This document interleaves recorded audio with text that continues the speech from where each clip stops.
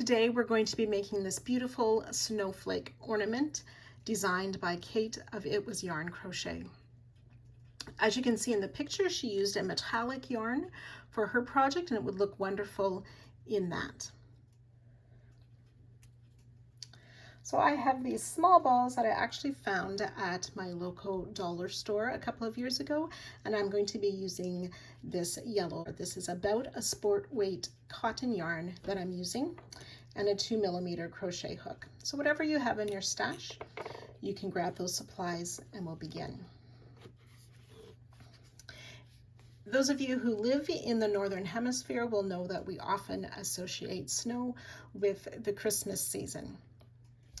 And I'm just going to read this short little excerpt from the book Anne of Green Gables by Lucy Maud Montgomery. Christmas morning broke on a beautiful white world.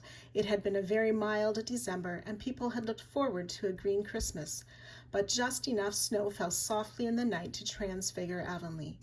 Anne peeped out from her frosted gable window with delighted eyes. The firs in the haunted wood were all feathery and wonderful. The birches and wild cherry trees were outlined in pearl. The plowed fields were stretches of snowy dimples, and there was a crisp tang in the air that was glorious. Anne ran downstairs singing until her voice re-echoed through Green Gables. Home is the place you prefer to be when snowed in. So to start, we're going to chain 5 stitches. 1, 2, 3, 4, and 5. We'll slip stitch in that first chain to form a ring.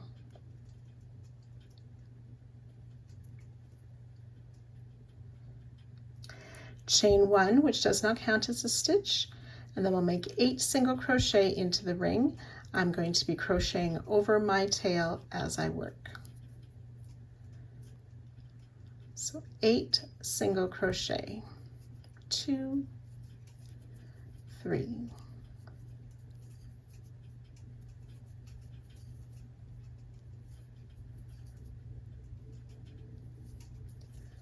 7 and 8, and we'll join with a slip stitch to that first single crochet.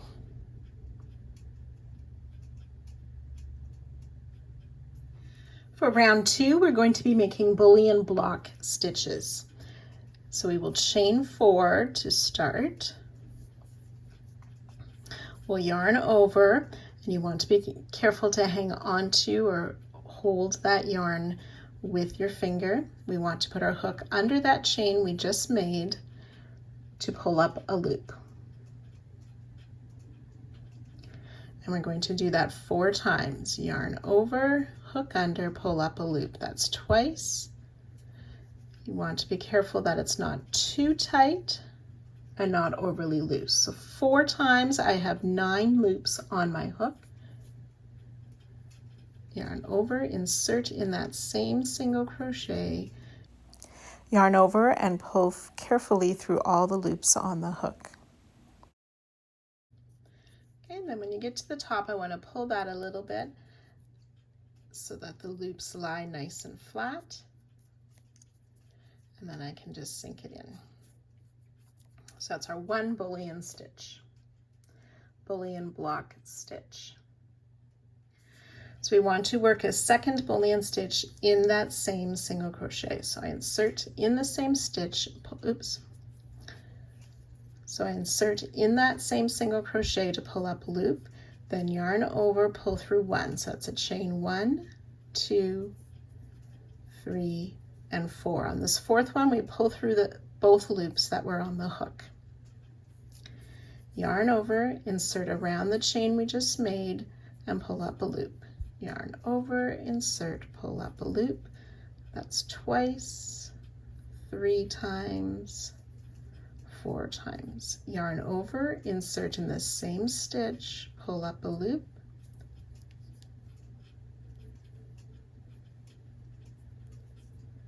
Yarn over, pull through all 11 loops, like so. So 2 bullion stitches in each single crochet around. So for the next one, we'll insert in that next stitch to pull up a loop, yarn over, pull through to make chain 4, pulling through both loops on that last chain. Yarn over, insert around the chain, pulling up a loop 4 times.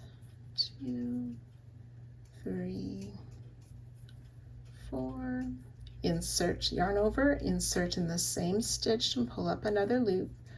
Yarn over, pull carefully through all 11 loops.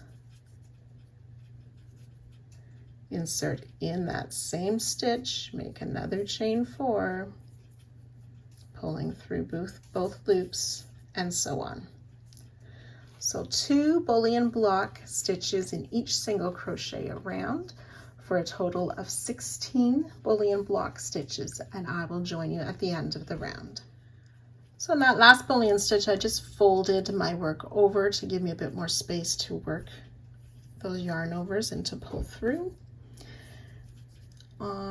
Once all 16 bullion block stitches are finished, we will join to the top of our starting bullion stitch with a slip stitch to end this round.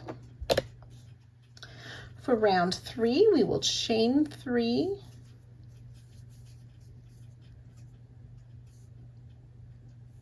we're going to make 3 picots, so we will chain 3 again and then slip stitch in that 3rd chain from the hook to create a picot.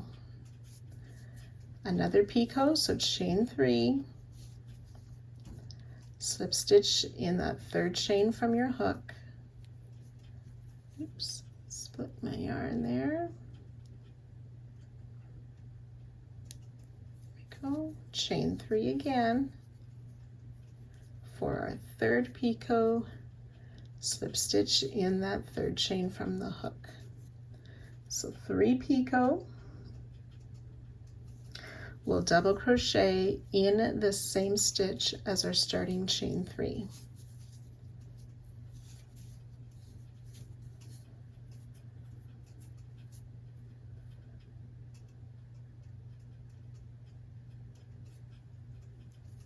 Chain 3, we'll single crochet in the next bullion stitch, chain 3, double crochet in the next bullion stitch. Then we'll make our 3 picot again. Chain 3, slip stitch in that 1st chain 3 times.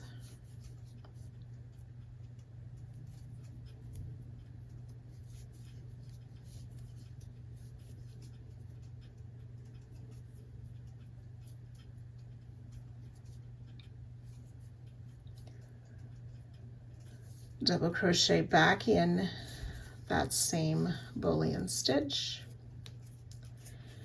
and we'll repeat that around. Chain 3, single crochet in the next bullion stitch, chain 3, double crochet in the next bullion, and then work our 3 picot, double crochet back in that same stitch, and so on. So you repeat that around. I'll join you at the end of this round. Now if you wish to make a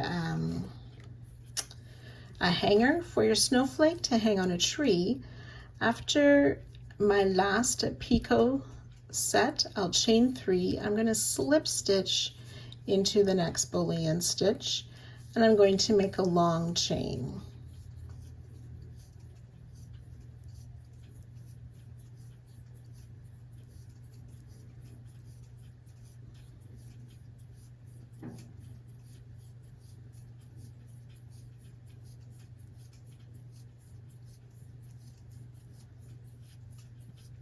Of about 30 chain stitches.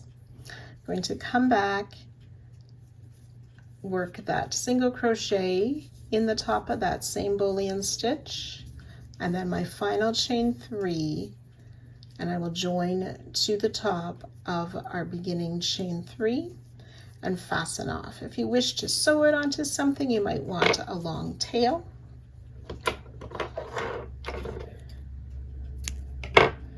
These snowflakes are very versatile. You can make several and loop them together for a garland. You could put them inside a card that you're gifting, or you could use them on your packages for Christmas, or however you wish. You may wish, depending on what you're doing with it, you may wish to block it and perhaps stiffen it with some starch or another stiffening solution before you use this.